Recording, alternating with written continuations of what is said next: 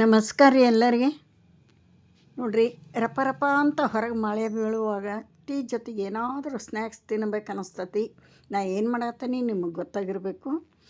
ನೋಡ್ರಿ, ಬಜ್ಜಿ ಒಂದು 4 ಮೀಡಿಯಮ್ ಸೈಜಿನ ಈರುಳ್ಳಿ ಸಣ್ಣಕ್ಕೆ ಹೆಚ್ಚಿಟ್ಕೊಂಡೇನಿ, ಕರಿಬೇವು ಕೊತ್ತಂಬರಿ ಹೆಚ್ಚಿಟ್ಕೊಂಡೇನಿ, ಒಂದು 8-10 ಮೆಣಸಿನ್ಕಾಯಿ ಹೆಚ್ಚಿಟ್ಕೊಂಡೇನಿ. ಬಜ್ಜಿ ಮಾಡೋಣ ಬರ್ರಿ. ಸೂಪರ್ ಟೇಸ್ಟಿ ಆದಂಥ ಕಡಲೆ ಹಿಟ್ಟಿನ ಬಜ್ಜಿ.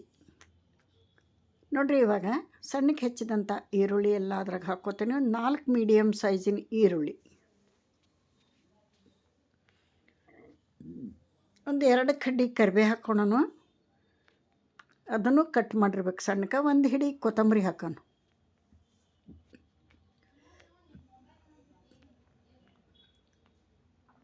ನಮಗೆ ಖಾರಕ್ಕೆ ಎಷ್ಟು ಬೇಕೋ ಅಷ್ಟು ಮೆಣಸಿನ್ಕಾಯಿ ಹಾಕ್ಕೋಬೇಕು. ಖಾರ ಜಾಸ್ತಿ ತಿಂದರೆ ಜಾಸ್ತಿ ಹಾಕೋರಿ, ಕಡಿಮೆ ತಿಂದರೆ ಕಡಿಮೆ ಹಾಕೋರಿ ಮೆಣಸಿನ್ಕಾಯಿ.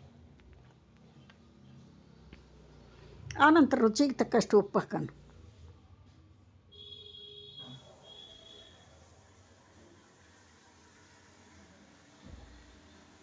ಕಾಲು ಸ್ಪೂನ್ ಸೋಡಾ ಹಾಕೋಣ, ಅಡುಗೆ ಸೋಡಾ. ಒಂದು ಕಾಲು ಸ್ಪೂನ್ ಅರಿಶಿಣ ಪುಡಿ ಹಾಕೋಣ, ಕಲರ್ ಚೆನ್ನಾಗಿ ಬರ್ತಾವೆ. ಉಪ್ಪಾತು, ಅರಿಶಿಣ ಪುಡಿ ಆಯ್ತು, ಕಾಲು ಸ್ಪೂನು ಅಡುಗೆ ಸೋಡಾ ಹಾಕೋಣ.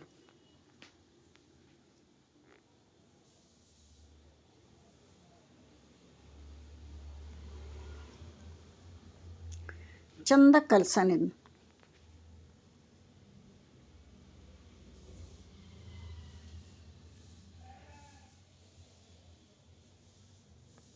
ಈರುಳ್ಳಿ ಜೊತೆಗೆಲ್ಲನೂ ಚಂದ ಕಲಿಸ್ಬೇಕು.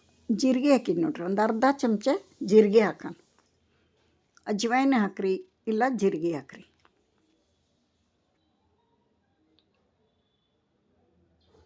ಇವಾಗ ಹಸಿ ಕಡಲೆ ಹಿಟ್ಟು ಹಾಕೋಣ, ಬೇಸನ್.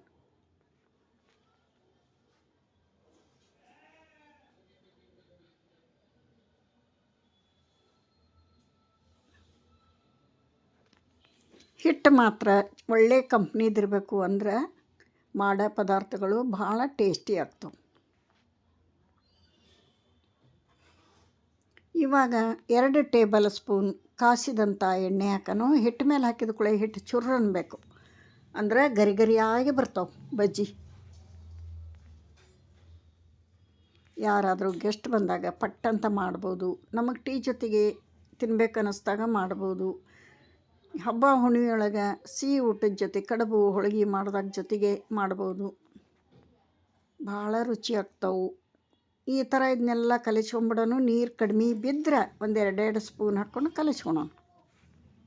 ಭಾಳ ಕಡಿಮೆ ನೀರು ಹಿಡಿತಿಲ್ಲ, ಈರುಳ್ಳಿಗೆನ ಹಿಟ್ಟು ಸಮ ಆಗಿಬಿಡ್ತು. ಒಂದು 2 ಸ್ಪೂನಷ್ಟು ನೀರು ಹಾಕ್ಕೊಂಡು ಕಲಿಸ್ಕೊಂಡೇನಿ. ನೋಡಿರಿ, ಈ ಥರ ಕಲಿಸ್ಕೊಂಡು ಇದೇನು ನೆನಿಬೇಕು ಅಂತೇನಿಲ್ಲ. ಎಣ್ಣೆ ಆಲ್ರೆಡಿ ಕಾಯಕ್ಕಿಟ್ಟೇನೆ ನಾನು.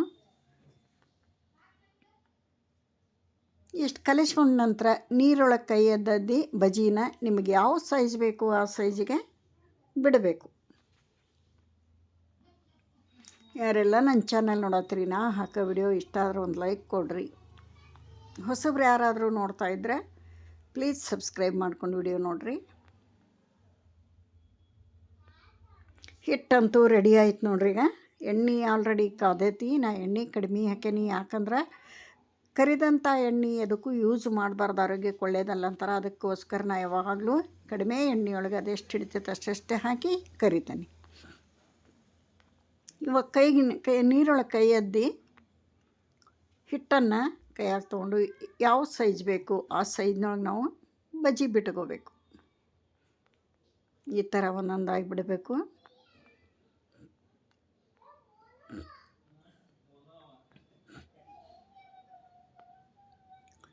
ಬಜ್ಜಿ ಬಿಟ್ಟ ನಂತರ ತಕ್ಷಣವೇ ತಿರುಗಿಸಿ ಹಾಕಬಾರ್ದು, ಸ್ವಲ್ಪ ಹೊತ್ತು ಬಿಡಬೇಕು. ಅದು ಸ್ವಲ್ಪ ಕಲರ್ ಚೇಂಜ್ ಕಾಣಿಸ್ತತಿ. ಸ್ವಲ್ಪ ಹೊತ್ತು ಬಿಟ್ಟು ತಿರುಗಿಸಿ ಹಾಕಿ ಎರಡೂ ಸೈಡು ಚೆಂದಾಗಿ ಬೇಯಿಸ್ಕೋಬೇಕು.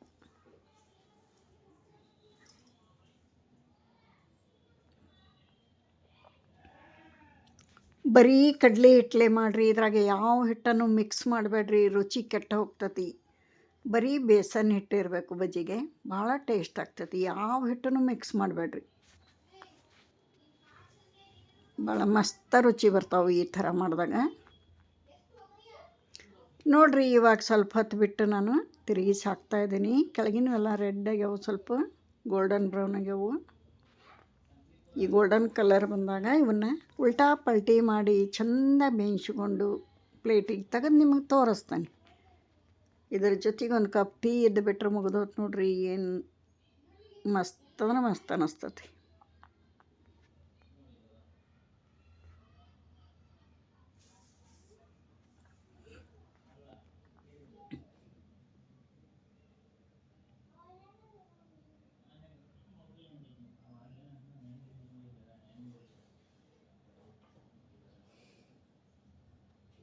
ಎರಡೂ ಸೈಡು ಕಲರ್ ಚೇಂಜ್ ಆಗಬೇಕು. ಚೆಂದಾಗಿ ಬೇಯೋವರೆಗೆ ಬೇಯಿಸಿ ಪ್ಲೇಟಿಗೆ ತೆಗೆದು ಬಿಡಬೇಕು.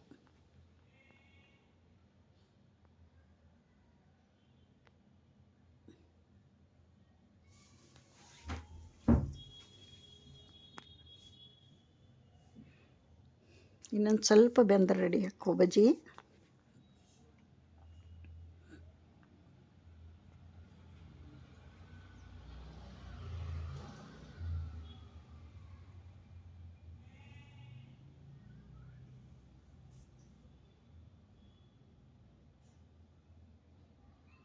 ರೆಡಿ ಆದವು ನೋಡ್ರಿ, ಪ್ಲೇಟಿಗೆ ತೆಗೆದು ಬಿಡೋಣ ಈಗ.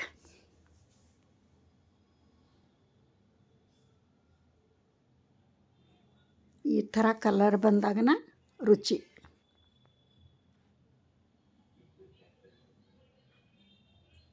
ಗ್ಯಾಸ್ ಫ್ಲೇಮ್ಸ್ ಸಣ್ಣ ಮಾಡ್ಕೊಂಡೀಗ ಪ್ಲೇಟಿಗೆ ತೆಗೆದು ಬಿಡ್ತಾನೆ.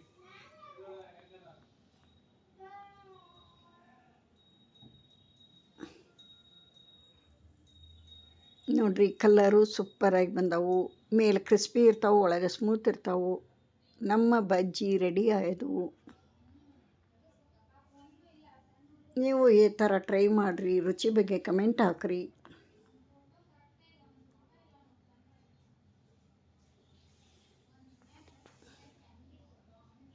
ಇಲ್ಲಿಗೆ ವಿಡಿಯೋ ಮುಗಿಸ್ತಾನೆ. ಮತ್ತೊಂದು ಹೊಸ ರೆಸಿಪಿಯೊಂದಿಗೆ ಸಿಗ್ತಾನೆ. ಅಲ್ಲಿವರೆಗೆ ತಮ್ಮೆಲ್ಲರಿಗೂ ನಮಸ್ಕಾರ.